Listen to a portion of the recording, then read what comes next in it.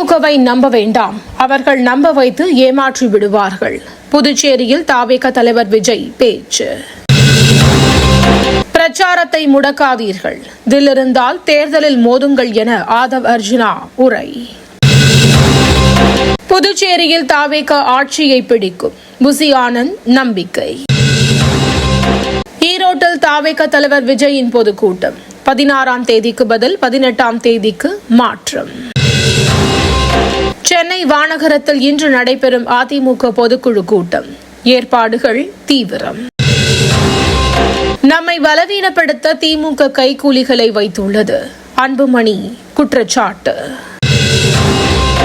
நீதித்துறையை மிரட்ட திமுக காங்கிரஸ் கூட்டணி முயற்சி, நயினார் நாகேந்திரன் விமர்சனம். நீதிபதி GR சுவாமிநாதனுக்கு எதிராக நோட்டீஸ், அண்ணாமலை கண்டனம். இனி என் பெயர் படத்தை அன்புமணி பயன்படுத்தக்கூடாது, ராமதாஸ் திட்டவட்டம். விமான போக்குவரத்தை சீரமைக்க நடவடிக்கை எடுக்கப்பட்டு வருகிறது, அமைச்சர் ராம்மோகன் நாயுடு பேச்சு. பாஜக அரசு எல்லாவற்றையும் பேச மட்டுமே செய்கிறது, ஆனால் செயலில் ஒன்றுமில்லை, ராகுல் காந்தி பேச்சு. சோனியா காந்தி குடியுரிமை பெற்ற பின்னரே வாக்களித்தார், பிரியங்கா காந்தி விளக்கம்.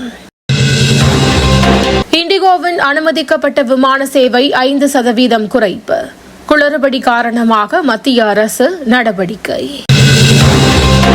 இந்தோனேஷியாவில் சோகம், அலுவலக கட்டிடத்தில் ஏற்பட்ட தீ விபத்தில் 20 பேர் பலி. நாகை, திருவாரூர் உள்ளிட்ட மாவட்டங்களில் இன்று மழைக்கு வாய்ப்பு, வானிலை மையம் தகவல்.